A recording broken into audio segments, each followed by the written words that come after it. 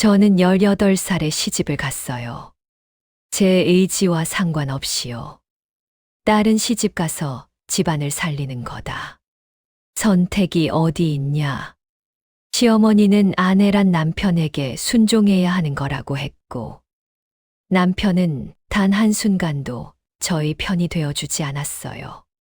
그 어디에도 나란 사람, 그리고 내 인생은 없었습니다. 저는 결국 결심했습니다. 내 스스로의 선택으로요. 이건 어딘가에서 비슷한 상황에 놓인 누군가를 위한 이야기예요. 저는 강미정이라고 합니다. 지금은 이른을 가까이 한 할머니지만 제 이야기를 꺼내야 할 때가 왔다고 생각했어요. 1950년대 경북의 작은 산골 마을에서 5남매의 첫째. 딸로 태어났던 저는 초등학교를 겨우 마칠 수 있었어요. 그 이후로는 학교라는 것이 저와는 더 이상 무관한 세상이 되어버렸지요. 새벽이 밝기 전에 일어나 산골짜기 샘물까지 물을 길어오고, 해가 중천일 때는 밭고랑을 헤매며 엄마를 도왔어요. 저녁이 되면 어린 남동생들을 물에 집어넣어 때를 밀어주고 밥숟가락을 들려주고 잠이 들 때까지 곁에 앉아 있어야 했어요. 그래서 저는 엄마들이 하는 일을 아직 쁨도 찍지 않은 나이에 모두 배워버렸답니다. 사람들은 저를 작은 엄마라고 불렀어요. 하지만 제게는 단 하나 빼앗을 수 없는 것이 있었어요. 손가락 끝이 많이 까져 있어도 밤이 되면 전깃불 아래 앉아 책을 읽었어요. 선생님이 더 이상 필요 없다며 버려두려던 참고서를 몰래 챙겨가면 그것만으로도 며칠을 행복했답니다. 글자들이 천천히 말을 걸어올 때 저는 이 산골의 돌담과 송아지 우는 소리, 엄마의 한숨 소리에서 벗어나 다른 세상으로 갈 수 있었어요. 뒷산 소나무 꼭대기에 올라가면 멀리 시멘트 국도가 보였어요. 그곳을 지나가는 버스들이 보였답니다. 버스가 하나 지나갈 때마다 저는 속으로 다짐했어요. 내가 저 버스를 탈 거야. 어른이 되면 내 발로 도시에 가서 내 손으로 돈을 벌고 누구에게도 의존하지 않고 살 거야. 그렇게 밤마다 꿈꾸던 여름날, 아버지가 저를 마당으로 불러내셨어요. 양복을 맞춘 낯선 남자가 마당에 앉아 계셨어요. 나중에 알았지만 그 사람은 동네 큰 농장주 장기호라는 사람이었어요. 아버지는 제게 별다른 설명 없이 이렇게 말씀하셨어요. 이분이 네 신랑이 될 분이다. 우리 집안이 어려우니까 어쩔 수가 없다. 저는 18이었어요. 제 목소리는 아직도 떨렸어요. 싫어요. 저는 아직 학교도 더 다니고 싶고요. 그 순간 아버지의 손이 날아왔어요. 뺨이 따갑게 타올랐어요. 딸은 시집가서 집안을 살리는 거다. 뭐 하는 소리냐? 선택이 어디 있냐? 입에서 피 맛이 났어요. 그런데 가장 아팠던 건 뺨이 아니었어요. 가장 아팠던 건 아버지가 고개를 돌린 채 담배를 다시 물어서인지, 아니면 제 꿈이 그렇게 쉽게 부러져 버렸기 때문인지 저는 알 수 없었어요. 그날 밤 저는 동생 곁에 누워 있으면서도 한 점의 잠도 오지 않았어요. 천장에서는 쥐 발자국 소리가 들렸고 멀리 국도 위에서는 야간 버스의 엔진음이 들렸어요. 그 버스는 어딘가로 계속 달려가겠지요.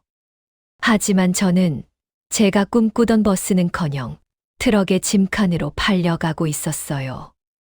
내 인생은 이제 시작되지도 않았는데 벌써 끝나버린 건가요?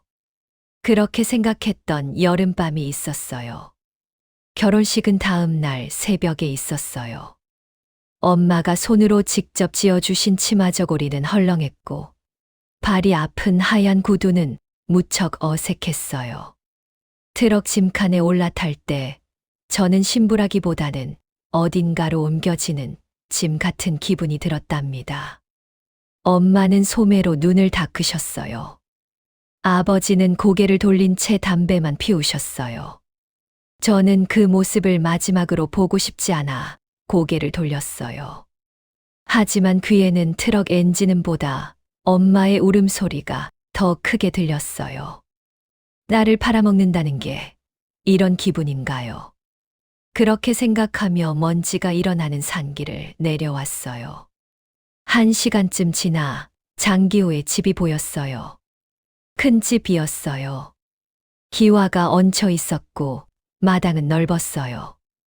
안마당에는 전축이 놓여 있었고 방 안에는 반짝이는 장롱이 서 있었어요. 촛불이나 등잔으로만 지냈던 제게는 그것들이 마치 다른 세계의 물건 같았어요.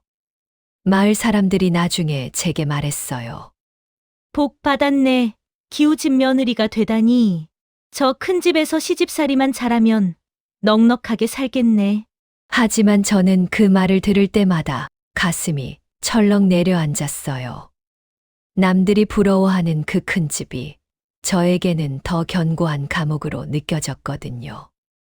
혼례는 교회에서 간단히 치러졌어요. 목사님은 계속 같은 말씀을 하셨어요. 아내는 남편에게 순종해야 합니다. 남편의 머리는 그리스도이고 아내의 머리는 남편입니다. 제 손에 반지가 끼워질 때 저는 이상한 감각을 느꼈어요. 이건 내 손인데 내 손 같지 않아요. 마치 누군가 다른 사람의 손을 바라보는 것처럼요. 첫날 밤은 정말 길었어요. 장기호는 저를 안방으로 데려갔어요. 촛불이 흔들리고 섭섭한 옷의 냄새가 났어요. 저는 몸을 굽히고 눈을 감았어요. 그때 느낀 것은 두려움이었어요. 아니, 그것보다 더 깊은 무언가였어요. 다음 날 아침 하얀 이불 위에는 피가 묻어 있었어요. 시어머니가 그것을 보고 고개를 끄덕였어요. 그건 마치 상품 검사를 하는 것 같았어요. 저는 그 순간을 바라보며 생각했어요. 이게 내 소녀 시절의 마지막 조각이구나. 이제 남은 건 시집살이뿐이겠지. 그 이후로 제 삶의 반경은 아주 좁아졌어요. 부엌에서 밥을 짓고 장독대에서 김장을 담그고 안방에서 시어머니의 발을 씻겨드리고 사랑채에서 손님들의 잔을 채웠어요. 그게 다였어요. 시장 가기는 금지였어요. 편지는 받자마자 시어머니가 먼저 뜯어보셨어요. 가끔 오빠가 보내온 편지도 읽혀야 했어요. 딸은 시집 가면 시집이 전부여야 한다. 시어머니는 자주 이 말씀을 하셨어요. 저는 사람 취급을 받지 못했어요. 저는 장기호 집안의 재산이었어요. 아들을 낳기 위한 도구였어요. 몇 달이 지났어요. 제 생리가 멈췄어요. 시댁 식구들은 기뻐했어요. 좋다. 이제 손주를 보겠구나. 집안도 빛날 테고. 하지만 저는 복잡한 기분이었어요. 이 아이까지 이 집에 묶여야 하나요? 저처럼 누구에게도 선택의 기회가 없는 인생을 살아야 하나요? 그렇게 고민하던 어느 날 밤, 오빠가 몰래 찾아왔어요. 진호 오빠였어요. 오빠는 창문을 통해 작은 목소리로 말했어요. 미정아, 너 여기서 못 산다. 저 사람 알아? 첫 번째 아내한테 했던 일 말이야. 저는 오빠를 바라봤어요. 오빠의 얼굴은 심각했어요. 폭력 심했대. 아이까지 낳았는데 결국 도망을 쳤어. 지금 어디 있는지도 몰라. 제 가슴이 철렁했어요. 오빠는 계속 말했어요. 부산으로 나가자. 거기 공장 있는 친구가 있어. 일도 준대. 들어가는 길을 도와줄 수 있어. 부산이라는 말을 들었을 때 제 심장이 철렁 내려갔다가 다시 올라왔어요. 진짜 도망칠 수 있어. 그 순간 집 안에서 개 짖는 소리가 났어요. 얘가 왔군. 시어머니의 목소리였어요. 저와 오빠는 놀라 얼굴을 마주쳤어요. 그 다음은 제 기억이 분명하지 않아요. 시어머니가 집을 깨우셨고, 장기호가 나왔고, 오빠는 도망을 쳤어요. 그리고 저는 계단에서 굴러 떨어졌어요. 통증이 있었어요. 심한 통증이었어요. 다음 날 아침 하얀 이불은 다시 피로 물들어 있었어요. 하지만 이번엔 빨간 피였어요. 많은 피였어요. 산부인과 의사는 말했어요. 아이를 잃었네요. 제 몸에서 떠나간 것은 제가 원치 않던 아이였어요. 하지만 그 아이는 저희 아이였어요. 제 몸에서 자라던 생명이었어요. 그리고 저는 그것을 지켜내지 못했어요. 밤새 울었어요. 시어머니는 병신 같은 년이라며 침을 뱉으셨어요. 장기호는 저를 바라보지 않으셨어요. 하지만 가장 힘든 건 제 자신이 느꼈던 감정이었어요. 내가 이 아이를 못 지켜줬어. 이 집에서 살려면 이 아이도 포기해야 했는데. 그렇다면 나도 어떻게 될까? 그렇게 생각하며 밤마다 천장을 바라봤어요. 시간이 흘렀어요. 계절이 바뀌고 또 바뀌었어요. 하지만 제 안에 뭔가 조용하지만 단단한 것이 생기고 있었어요. 이 집에서 오래 있으면 나도 사라질 거야. 첫 번째 아내처럼. 그 생각이 자꾸자꾸 떠올랐어요. 살아서 나가야 한다. 살아서. 가사도우미 김정식 아줌마가 제 눈을 자세히 들여다봤어요. 아줌마는 이 집에서 30년을 일했던 사람이었어요. 아줌마는 제 눈빛의 변화를 읽었던 것 같았어요. 그리고 어느 날 아줌마는 제 손에 신문 조각을 살짝 쥐어줬어요. 미정아, 읽어봐. 천천히. 신문에는 이렇게 적혀 있었어요. 부산 전화고, 여자 교환원 모집, 기숙사 제공, 학력 무관. 제 손이 떨렸어요. 유산 이후 저는 더 이상 아들을 낳지 못할 것 같다는 의심으로 가득했어요. 의사는 신체적으로는 문제 없다고 했지만 시어머니의 눈빛은 바뀌었어요. 장기호도 제게 더 이상 관심을 갖지 않으셨어요. 밤이 되면 저는 혼자 방에 누워 천장을 바라봤어요. 첫 번째 아내도 이렇게 시작됐을까? 그렇게 생각하면 가슴이 철렁 내려앉았어요. 저는 이 집에서 점점 더 투명해지고 있었어요. 밥을 차려도 밥이 식었네라는 말만 들었어요. 빨래를 해도 색이 바랬네라는 말만 들었어요. 제가 누구인지, 제가 뭘 하는지는 누구도 신경 쓰지 않았어요. 밤마다 이런 생각을 했어요. 이 집에 더 오래 있으면 나도 사라질 거야. 아무 흔적도 남기지 않고. 그런데 어느 날 뭔가가 달라졌어요. 김정식 아줌마가 제 손을 꼭 잡고 자신의 방으로 데려갔어요. 아줌마는 이 집에서 30년을 일해온 사람이었어요. 아줌마는 장기호의 첫 번째 아내도 봤던 사람이었어요. 아줌마는 제 눈을 들여다봤어요. 미정아, 나 너한테 할 말 있어. 그리고 아줌마는 속삭이듯이 말했어요. 저 남자, 첫 번째 아내도 심하게 대했어. 아이도 낳고, 그 다음엔 도망을 쳤지. 요즘은 어딘지도 모르지만, 살아는 있을 거야. 너도 그렇게 될 수 있어. 지금이라도 늦지 않아. 저는 아줌마의 말을 들으면서 몸이 떨렸어요. 아줌마는 바지 주머니에서 신문 조각을 꺼냈어요.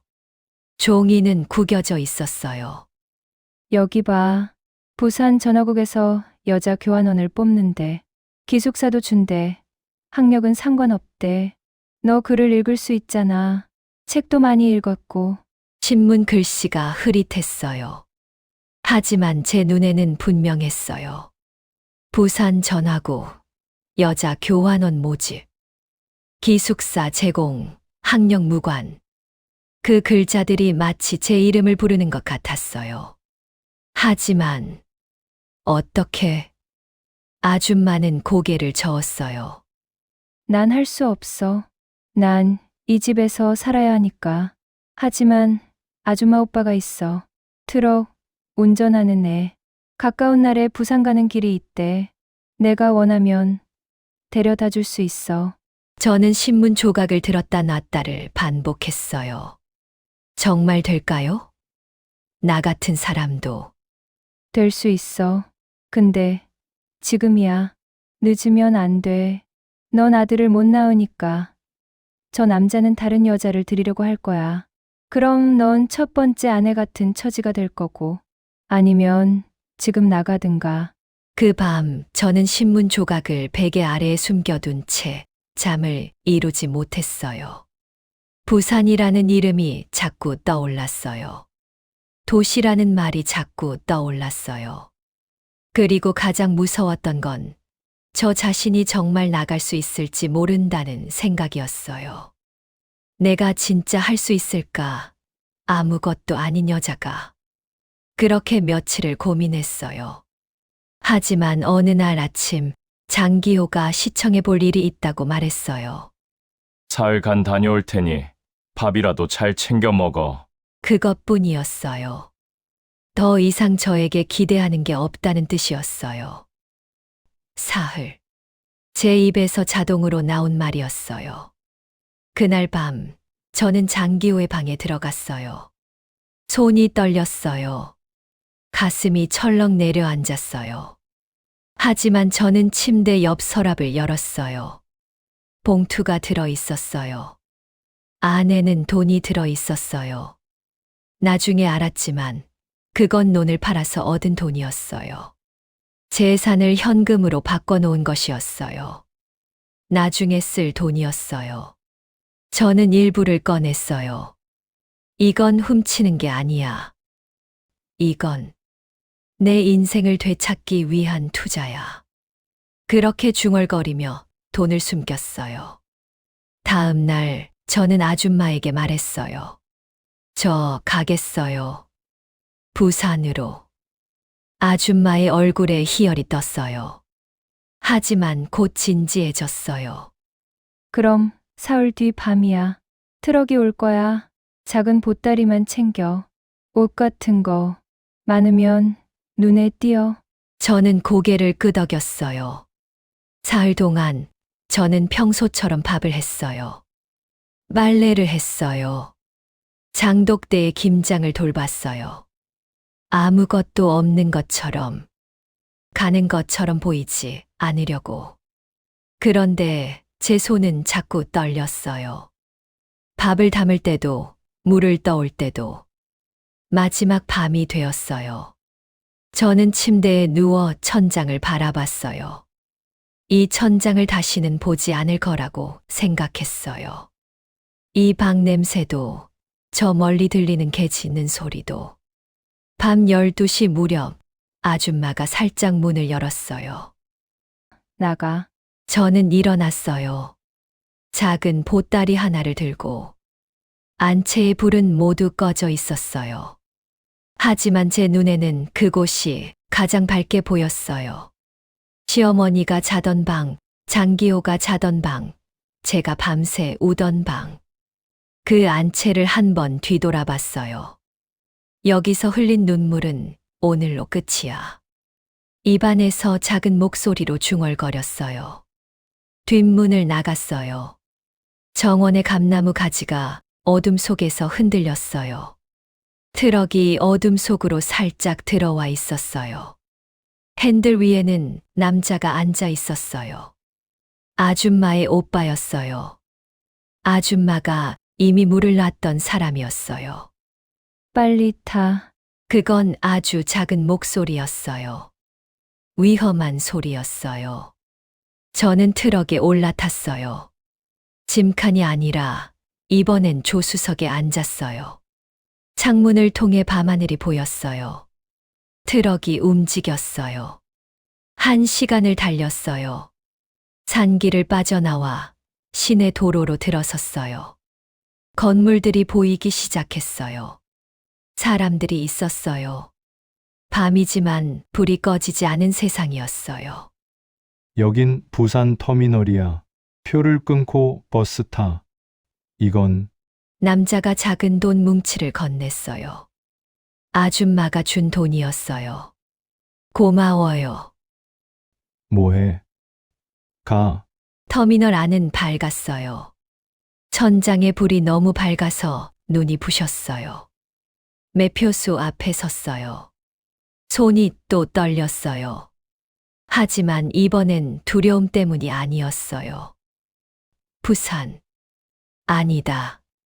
부산이 아니라 어디로 가야 하나요? 저는 신문 조각을 꺼냈어요. 아줌마가 줬던 신문 조각. 주소가 적혀 있었어요. 이 주소로요. 매표 아줌마가 저를 바라봤어요. 그 눈빛이 다정했어요. 혼자 가나? 어디 가는 거야? 네, 일을 하러요. 그 순간 매표 아줌마가 웃었어요. 그래. 잘 살아라, 아이. 잘 살아. 그것은 축복 같은 말이었어요. 새벽 시간, 저는 버스에 올라탔어요. 창밖은 아직 어두웠어요. 멀리 동이 터오고 있었어요. 손에 쥔 버스표가 무거웠어요. 아니, 가볍게 느껴졌어요. 이건 그냥 종이가 아니야. 이건 내가 처음으로 내 돈으로, 내 손으로 산 표야. 이건 내 선택이야. 그 생각을 하면서 눈물이 났어요. 하지만 슬픈 눈물이 아니었어요. 무섭기도 했지만 그보다 더 큰 감정이 가슴을 채웠어요. 살았다. 버스가 어둠 속을 달렸어요. 창밖으로 산들이 지나갔어요. 어딘가 알 수 없는 마을들이 지나갔어요. 제가 알고 있던 세상의 경계를 넘어 새로운 곳으로 향하고 있었어요. 나 이제 나간다. 저 버스를 타고서. 어렸을 때 뒷산 소나무 위에서 다짐했던 그 말이 생각났어요. 드디어 내가 탔다. 버스는 계속 앞으로 나아갔어요. 버스가 부산에 도착했을 때 저는 숨을 쉬는 것이 어색했어요. 사람이 너무 많았어요. 건물이 너무 높았어요. 자동차가 많았어요. 신호등이 깜빡였어요. 모든 게 빠르게 움직였어요. 여기가 도시구나. 그 생각만으로 어지러웠어요. 하지만 이상한 일이 일어났어요. 그 어지러움 속에서 저는 살아있다는 걸 느꼈어요. 심장이 뛰었어요. 숨이 차올랐어요. 뭔가가 울렸어요.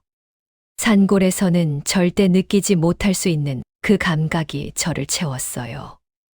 나 여기 왔다. 정말 왔다. 터미널을 나오며 길을 잃었어요. 하지만 신문 조각에 적힌 주소를 들고 물어다녔어요. 누군가는 손가락으로 방향을 알려줬어요.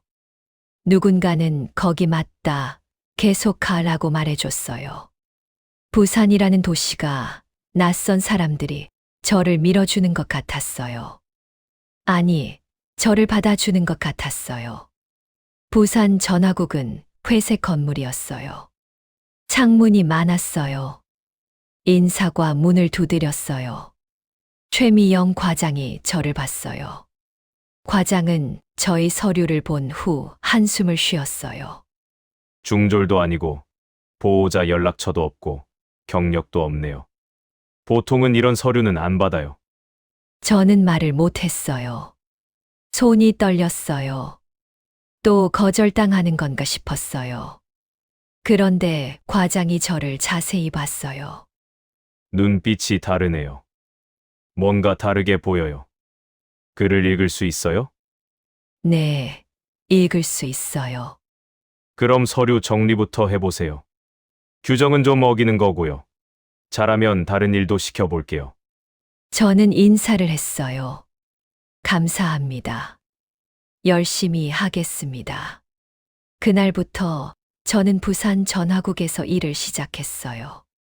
낮에는 서류를 정리했어요. 철저하게, 꼼꼼하게. 실수가 없도록. 몇 달이 지나자 동료들이 저를 인정하기 시작했어요. 미정이는 정확해. 미정이는 빠르네. 그 말들이 얼마나 고마웠는지 몰라요. 누군가 저를 일을 잘하는 사람으로 본 것은 처음이었거든요. 나중에 교환원, 타이핑 업무 같은 걸 배우게 됐어요. 처음엔 손가락이 키보드를 두드리지 못했어요. 하지만 자꾸자꾸 빨라졌어요. 밤이 되면 저는 야간 고등학교로 갔어요. 도둑 맞았던 학창 시절을 되찾아야 한다. 그렇게 생각했어요. 교실 앞자리에 앉았어요. 시험을 볼 땐 문제를 푸는 것에 집중했어요. 다른 학생들은 저를 물끄러미 봤어요. 늙어 보이고 피곤해 보였을 테니까요. 하지만 저는 신경 쓰지 않았어요. 나 이 정도야 하고도 남지. 나는 더 많이 잃었어. 그렇게 생각하며 공부했어요. 몇 년이 지났어요. 월급에서 조금씩 돈을 모았어요. 중고 책을 샀어요. 중고 가구를 샀어요. 그리고 어느 날 작은 방 월세를 낼 수 있게 됐어요. 기숙사를 나왔어요. 제 돈으로 제가 고른 방이었어요. 벽이 낡았어요. 하지만 저는 노란색 페인트를 칠했어요. 내 방이니까. 그 생각으로 벽을 칠했어요. 손이 아팠지만 기분은 좋았어요. 누군가 제 원룸에 놀러 오면 저는 자랑스럽게 말했어요. 내가 고른 노란색이야. 그렇게 몇 년이 더 지났어요. 교회 모임에서 이준호를 만났어요. 수학 교사였어요. 지하실에서 가르치는 작은 보습 학원의 교사였어요. 그는 성경 말씀을 이야기할 때 눈이 반짝였어요. 하나님은 모든 사람을 사랑한다고 했어요. 저는 그 말을 들으면서 이 사람은 다르구나라고 느꼈어요. 조심스럽게 연애를 시작했어요. 영화를 봤어요. 버스를 타고 나들이 했어요. 카페에서 앉아 있었어요.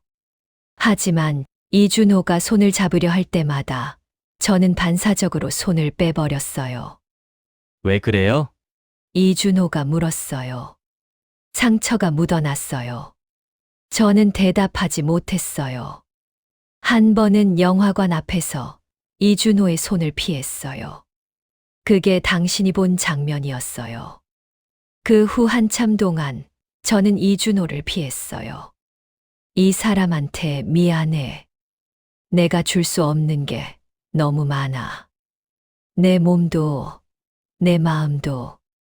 그렇게 생각했어요. 그런데 어느 날 이준호가 저를 불렀어요. 미정 씨, 앉아요. 둘이 앉았어요. 어색한 침묵이 있었어요. 그러다 이준호가 말했어요. 누가 많이 힘들게 했죠? 그 눈빛을 보면 알 수 있어요. 천천히 가도 괜찮아요. 언제든 말해도 괜찮아요. 저는 기다릴 수 있어요. 그 말을 들었을 때 저는 처음으로 누군가에게 마음을 터놓고 싶다고 생각했어요. 몇 주가 지났어요. 저는 이준호에게 모든 걸 말했어요. 산골집, 강제로 치러진 결혼, 시집살이, 계단에서의 추락, 유산, 그리고 밤의 탈출. 아무렇지도 않게 말했어요. 아니, 처음엔 떨리는 목소리였어요. 하지만 말을 할수록 제 목소리는 단단해졌어요. 이준호는 저를 바라봤어요. 판단하지 않는 눈으로. 그래서 지금의 미정 씨가 있네요. 이준호가 말했어요. 더 대단해요. 그 순간 저는 울었어요. 누군가 날 봐주는 게, 날 알아주는 게 이렇게 소중한 거였구나. 그렇게 생각했어요.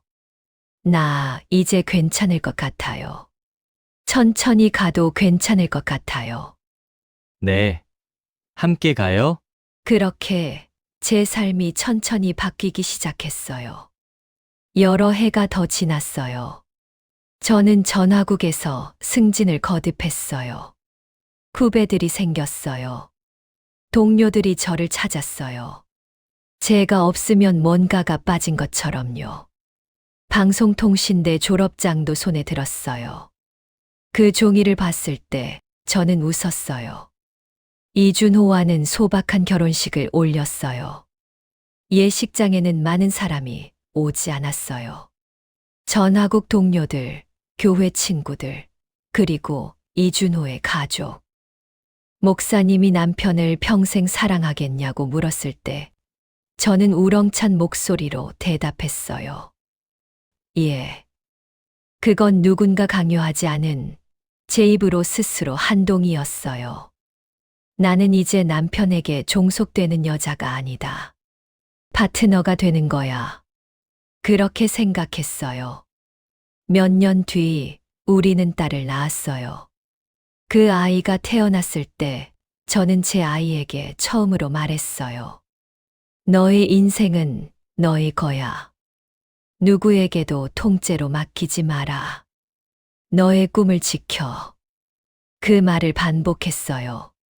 너 같은 일이 일어나면 안 된다. 뭔가를 선택할 때 실수할 때도 있겠지. 하지만 누구도 내 인생을 정해줄 수 없어야 한다. 딸이 자라면서 저는 한 가지 다짐을 했어요. 내가 못한 선택을 너는 해. 내가 잃은 시간을 너는 살아. 나와 다른 인생을 살아. 지금은 부산 근교 작은 집에 살고 있어요. 마당에 앉아서 손주들 도시락을 싸고 있어요. 평범한 할머니처럼요. 하지만 제 안에는 여전히 그 여자가 있어요. 한 번은 감옥에서 탈출해서 자기 인생을 다시 지은 여자. 그 자존심을 손도 놓지 않고 있어요. 오랫동안 이 이야기를 입 밖에 내지 못했어요. 내가 뭔가 더럽혀진 사람 같은 느낌이 들어서. 하지만 나이가 들수록 깨달았어요. 침묵은 잘못한 사람만 편하게 해준다는 걸요. 그래서 이제 저는 말하고 싶어요. 지금 어딘가에서 비슷한 상황에 놓인 누군가에게요. 너에게 일어난 일보다 내가 얼마나 소중한 사람이냐가 더 중요해. 내 꿈은 빼앗겼을 수 있지만 다시 꾸는 꿈은 누구도 빼앗을 수 없어. 그래서 꿈을 꿔. 그리고 버스를 탈. 내가 했듯이. 저는 이제 흔들의자에 앉아 있어요. 뒷산 소나무 위에서 봤던 버스를 생각해요. 내가 탔다. 그 버스를 탔다. 다른 사람이 정해준 인생이 아니라 내가 직접 고른 인생을 살았다. 그 생각을 하면 조용히 웃음이 나와요. 잘 살았다. 그렇게 중얼거리며 저는 바깥을 봐요. 부산의 하늘은 오늘도 밝아요. 몇십 년이 지났어요. 제 딸은 이제 어른이 됐어요. 그리고 그 딸도 자기 아이들을 키우고 있어요. 저는 부산 근교 작은 집의 마당에서 손주들의 도시락을 싸고 있어요. 평범한 할머니처럼요. 하지만 제 손은 멈추지 않았어요. 아침마다 저는 손주들이 좋아할 반찬을 생각했어요. 계란말이, 소시지, 당근, 브로콜리. 색깔도 예쁘게, 맛도 정성스럽게. 할머니가 만든 도시락이 가장 맛있어. 손주들이 말했어요. 그 말을 들을 때면 저는 생각했어요. 나는 엄마가 되고 할머니가 됐다. 그리고 그건 내가 선택한 인생이었다. 전화국을 정년 퇴직한 지도 오래됐어요. 후배들은 저를 자주 찾아왔어요. 선배, 요즘 뭐 하세요? 그냥 손주들 봐주고 있어. 일도 하고. 선배 같은 사람이 없어요. 아무것도 아닌 서류 정리에서 시작했는데 팀장까지 올라가셨잖아요. 저는 웃었어요. 그건 너희 덕분이었어. 너희가 날 인정해줬으니까. 이준호는 여전히 제 옆에 있었어요. 수학을 가르치던 그 사람은 이제 지팡이를 짚고 다녔어요. 하지만 그의 눈은 여전히 반짝였어요. 미정아, 요즘 좀 보여? 응, 잘 있어. 손주들 때문에 바빠.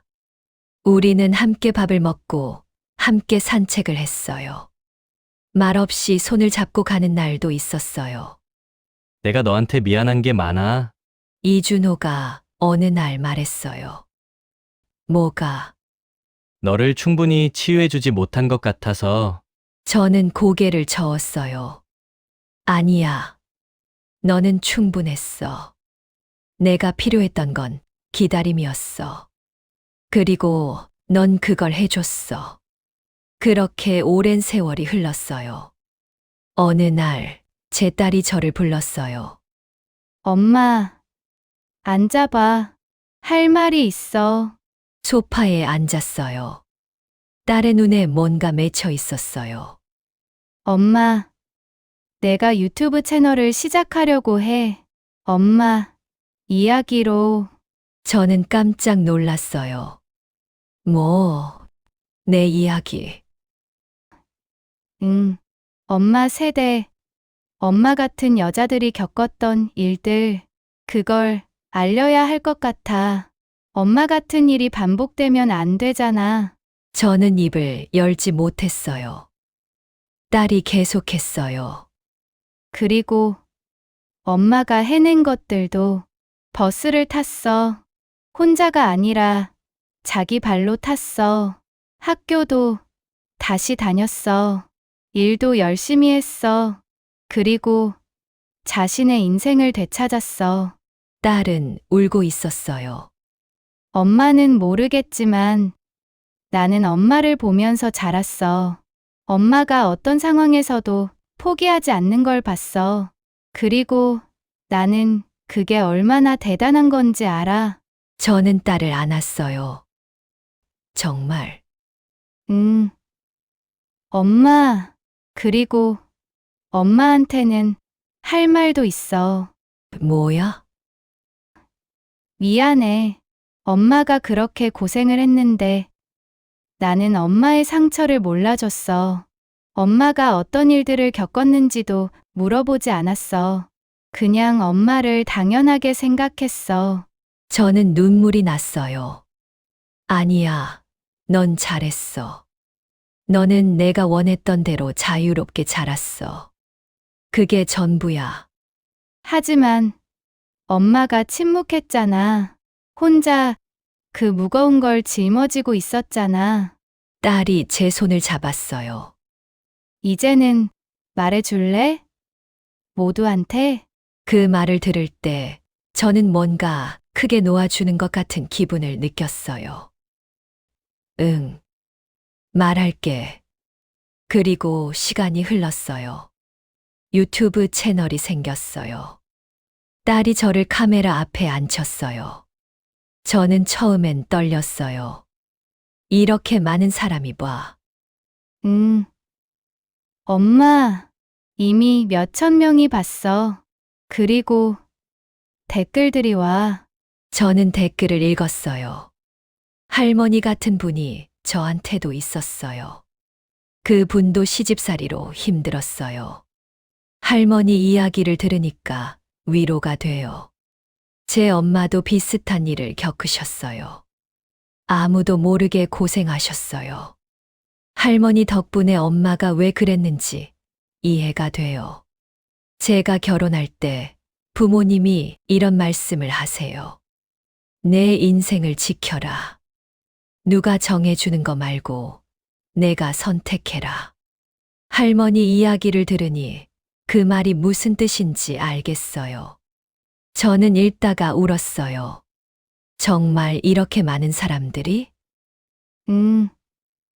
엄마, 그리고 응급실 의사도 있고 판사도 있고 경찰도 있어. 엄마 이야기를 듣고 일을 다시 생각하는 사람들도 있어. 저는 떨렸어요. 그럼, 나 말하면 좋을까? 정말. 엄마, 말해도 돼. 오히려 말해야 해. 그래서 저는 말했어요. 카메라를 향해. 제 이름은 강미정이고, 저는 18배 시집을 갔어요. 제 의지와 상관없이요. 그리고, 처음엔 목소리가 떨렸어요. 하지만 말을 할수록 목소리는 단단해졌어요. 산골의 어린 소녀로부터 부산행 버스까지. 시집살이의 고통으로부터 탈출 그리고 회복까지. 모든 것을. 그래서 지금 어딘가에서 비슷한 상황에 놓인 누군가에게 말하고 싶어요. 저는 카메라를 봤어요. 직접 보는 것처럼. 너에게 일어난 일보다 내가 얼마나 소중한 사람이냐가 더 중요해. 내 꿈은 빼앗겼을 수 있어. 하지만 다시 꾸는 꿈은 누구도 빼앗을 수 없어. 그래서 꿈을 꿔. 그리고 버스를 탈. 혼자가 아니라 자기 발로. 그게 내 첫 번째 선택이 돼줄 거야. 그리고 그 선택이 쌓이면 너는 자유로운 사람이 될 거야. 카메라는 계속 돌았어요. 그 영상이 올라갔어요. 조회수가 올라갔어요. 1000, 만, 10만. 병원의 상담사들이 영상을 틀어줬어요. 상담실에서. 이분처럼 혼자가 아니라는 걸 아셔야 해요. 법원의 판사가 판결문에 인용했어요. 강미정 씨의 사례처럼 개인의 선택과 그 선택을 지탱하는 사회적 시스템의 중요성. 경찰청에서 교육 자료로 쓰였어요. 가정폭력의 회복 과정에 대한 이해. 학교의 여교사들이 학생들에게 보여줬어요. 너희는 누구도 너희의 미래를 정해줄 수 없다는 걸 알아야 해. 저는 이제 흔들 의자에 앉아요. 마당의 나무 그늘에서. 여름 바람이 불 때 제 손은 가늘어졌어요. 얼굴에는 주름이 많아요. 눈도 잘 보이지 않을 때가 있어요. 하지만 제 마음은 여전히 그날 밤의 여자를 기억하고 있어요. 나는 결국 버스를 탔다. 뒷산 소나무 꼭대기에서 봤던 그 버스를. 남이 정해준 인생이 아니라 내가 직접 고른 인생을 살았다. 더 이상 침묵 속에 묻힐 필요 없어요. 누군가의 부끄러움도 누구의 시선도 신경 쓸 필요 없어요. 내 인생은 내 것이었다. 그렇게 중얼거리면 흔들의자가 앞으로 나아갔다가 뒤로 물러섰다가 다시 앞으로 나아가요. 부산의 바람이 제 얼굴을 어루만져요. 손주들의 웃음소리가 멀리서 들려요. 딸이 엄마 밥 할게라고 부르는 소리가 들려요. 이준호가 미정아 여기 앉아라고 손짓하는 게 보여요. 그 모든 것이 제 인생 속에 있어요. 제가 살아있다는 증거로, 제가 버스를 탔다는 증거로, 제가 제 인생을 살았다는 증거로. 흔들리자는 계속 흔들려요. 조용히 그리고 깊게. 마지막으로 저는 이렇게 말하고 싶어요. 잘 살았다. 정말 잘 살았다. 그리고 이제 내 이야기는 누군가의 희망이 됐다. 그렇게 생각하면서 저는 조용히 웃어요. 흔들의자 위에서 부산의 하늘 아래에서